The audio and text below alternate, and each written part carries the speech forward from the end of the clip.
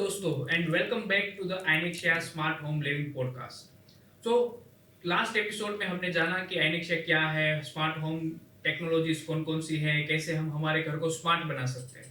तो कई बार लोगों को क्वेश्चन होता है कि क्या मेरा घर बिना किसी झंझट से स्मार्ट होम बन सकता है, और वो बन सकता है तो मैं शुरुआत कहाँ से करूँ, कैसे मैं अप्रोच करूँ, कैसे मैं मेरे घर का वायरिंग चेंज किए बिना ही मेरे घर को स्मार्ट बना दूं, कैसे मैं स्ट्रेस फ्री मेरे घर को स्मार्ट होम बना दूं। तो आज हम उसी सारे सब्जेक्ट पर डीप डाइव करेंगे। तो आज मेरे साथ है Bhaumik Parikh and Harsh Patel. Welcome guys. Thank you Maulik ji. Yes, so audience के बहुत सारे सवाल हैं। क्या प्रोसेस रहता है होम को स्मार्ट बनाने के लिए, कहाँ से लोग शुरुआत करते हैं? तो बहुत बेसिक से पहले स्टार्ट करते हैं। Okay, wireless basically home automation selection की बारी आती है कि कौन सा हम ऑटोमेशन ले और क्यों ले। तो अगर हम देखने चाहिए तो वायरलेस होम ऑटोमेशन बहुत ही कन्वीनियंट है, इवन बजट फ्रेंडली भी रहता है, और उसका अच्छा चीज़ ये है कि वो सिंगल रूम से लेके मल्टी रूम तक भी उसको हम कन्वर्ट होम ऑटोमेशन में कर सकते हैं। तो जनरली जो ज़्यादातर पब्लिक के लिए है तो wireless home automation is more suitable for every segment of people. Okay, तो एक बेसिक क्वेश्चन भी आता है ना कि ये कौन कौन से ऐसे लोग हैं जो इसको यूज कर सकते हैं, आइनेक्शिया की टेक्नोलॉजी को, स्मार्ट होम को? कोई भी क्लाइंट जिनके पास घर है, ऑफिस है, वो घर एक रूम से लेके मल्टी रूम 3 BHK 4 BHK हो या मल्टी स्टोरेज फ्लैट हो, टेनामेंट हो, तो कोई भी किस्म के क्लाइंट जिनको यूटिलाइज होम ऑटोमेशन यूज़ करना है, rather than the size of their villa, bungalow और फ्लैट, वो कोई भी यूज़ कर सकता है। तो अगर मेरा फ्लैट है और सपोज 1 BHK, मेरे को सिर्फ 3 BHK और मेरे को एक ही रूम में करना है, तो क्या वो पॉसिबल है? ऑफ कोर्स पॉसिबल है मौलिक। वो एक छोटे से एरिया से आप स्टार्ट कर सकते हो अगर आपको करना है, देखने के लिए कि कैसा वर्क कर रहा है ऑटोमेशन। मुझे पसंद आता है, मुझे पसंद नहीं आता, तो आप एक सिंगल रूम से स्टार्ट कर सकते हो। वहाँ से अगर आपका अच्छा हुआ, पसंद आया आपको, आप सेकंड रूम एक्सपांड कराओ, थर्ड रूम एक्सपांड कराओ। अच्छा। आप पूरे घर करवा दो। वैसे एक्सपांड हो सकता है टाइम टू टाइम, जैसे आपकी रिक्वायरमेंट रहती है। इवन मौलिक आप आपके घर का एक सिंगल बोर्ड भी ऑटोमेशन में या एक सिंगल स्विच भी ऑटोमेशन में करवा सकते हो। ओह, दैट्स ग्रेट। मतलब के छोटे से लेकर बड़ा विला और ऑफिस और कॉर्पोरेट भी कर सकते हैं। आप चाहे तो आप पूरी बिल्डिंग का भी ऑटोमेशन करवा सकते हैं, जो इसकी कॉमन एमिनिटीज होती है वो भी आप करवा सकते हैं। ओके, तो इसमें भौमिक भी जब इस स्केल पे काम करते हैं तो क्या बिल्कुल भी रीवायरिंग नहीं करना पड़ता है? नहीं, यही मतलब बेनिफिट है वायरलेस होम ऑटोमेशन का। क्यों वायरलेस होम ऑटोमेशन? क्योंकि वायरलेस होम ऑटोमेशन या एनेक्शिया लेने से पहले आपको कोई प्री प्लानिंग नहीं करना पड़ता। और दूसरी अच्छी बात यह है कि आपको आपका घर जैसे अभी तक बनाते थे, होम ऑटोमेशन आने से पहले प्लानिंग जो करते थे, सेम वैसे ही करना है।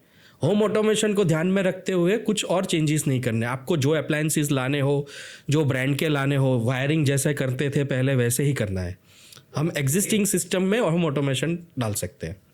तो ये जो सॉल्यूशन है वो इंटरनेट पे काम करता है। तो अगर कोई बार इंटरनेट चला गया या फिर कुछ दिक्कत आ गई है हमारे घर पे राउटर वाईफाई में, तो क्या ये सॉल्यूशन चलता है?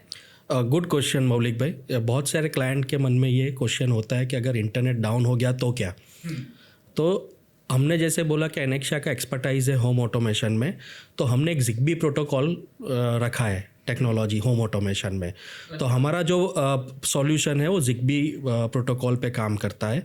और वो ZigBee आपका जब इंटरनेट डाउन होगा तो भी हमारे एंड डिवाइसेस या रिमोट कंट्रोल डिवाइसेस से आप उसको ऑन ऑफ कर सकते हो। और अगर आपने कोई शेड्यूल्स रखे हैं, जैसे मंदिर का लाइट है, बालकनी का लाइट है, कोई 6 बजे ऑन करना है, सुबह बंद कर देना है, आपके कर्टन्स ऑटोमेट ओपन कर देने हैं सुबह, तो दैट केस में अगर आपका इंटरनेट डाउन होगा तो भी हमारा सिस्टम ऑटोमेट उसको ट्रिगर कर सकता है।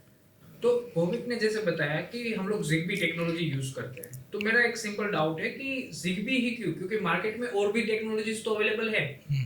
तो जैसे कुछ देर पहले आपने पूछा मौलिक जी कि हम ऑटोमेशन जो यूज़ करते हैं विदाउट इंटरनेट कैसे ऑपरेट कर पाएंगे, तो ZigBee में वो डिवाइसेस है जो विदाउट इंटरनेट हम उसको ऑपरेट कर पाएंगे, जो भी ऑटोमेशंस है। तो वो जो सिक्योर नेटवर्क के साथ कनेक्ट होते हैं, मैश नेटवर्क एक क्रिएट होता है, और वो बहुत पावर कंजप्शन लेस लेते हैं, इसलिए हम ZigBee पर काम कर रहे हैं। Oh great. और उसके अलावा मौलिक जी जो ZigBee है वो सिक्योरिटी वाइज भी सिक्योर है, क्योंकि जो डेटा होता है वो आपके हब में आपके घर के अंदर ही रहता है, कोई क्लाउड पे नहीं जाता. अच्छा. सो सिक्योरिटी है. उससे एक्सटेंडेबल रेंज मिलती है क्योंकि डिवाइसेस एक दूसरे के साथ मैश नेटवर्क से जुड़े हुए होते हैं. और थर्ड, पावर कंजम्पशन भी ये कम करता है.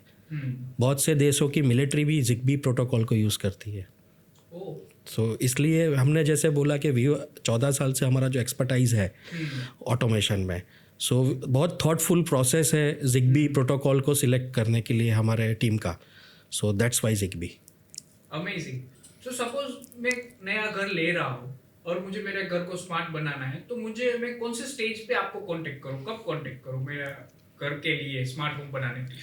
हमारे ऑटोमेशन में कोई रीवायरिंग करने की ज़रूरत नहीं होती. तो जब भी आपका वायरिंग हो जाए, आपका फर्नीचर आधा कंप्लीट हो जाए और कलर जब स्टार्ट हो जाए, तब आप हमें कनेक्ट कर सकते हैं. तो वहाँ से हमारी टीम सारी मैपिंग करके आपका ऑटोमेशन आगे ले जाएगी. या हम उसको ऐसे भी कह सकते हैं ना हर्ष के, आपके दिमाग में जब आइडिया आता है नए घर का, तब से लेके आपका जो कलर का एक हाथ लग जाता है तब तक आप हमको कांटेक्ट कर सकते हो. Okay, great. तो आज हमने देखा कि हम स्मार्ट होम कैसे कर सकते हैं, कैसे सही टेक्नोलॉजी हम लोग चूज कर सकते हैं और बिना किसी झंझट के कैसे हम हमारे घर को स्मार्ट बना सकते हैं. So thank you for listening to today's podcast. मिलते हैं नेक्स्ट एपिसोड में. तब तक stay smart and enable your home with a smart living Inexia, because smart home अब easy है.